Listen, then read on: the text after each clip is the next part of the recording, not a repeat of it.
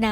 ใครชอบกินหมูกระทะกันบ้างค่ะวันนี้จะพาไปกินหมูกระทะใจกลางสาทรกันที่สาราเตี๋ยวเรือนะคะบอกเลยที่นี่นะคะไม่ได้มีดีแค่ก๋วยเตี๋ยวเรือแต่มีหมูกระทะด้วยพวกหมูกระทะเนื้อกระทะของที่นี่นะคะเขาใช้พวกเนื้อที่เกรดพรีเมียมฝ่าแบบร้านทั่วไปนะจากความรู้สึกแล้วก็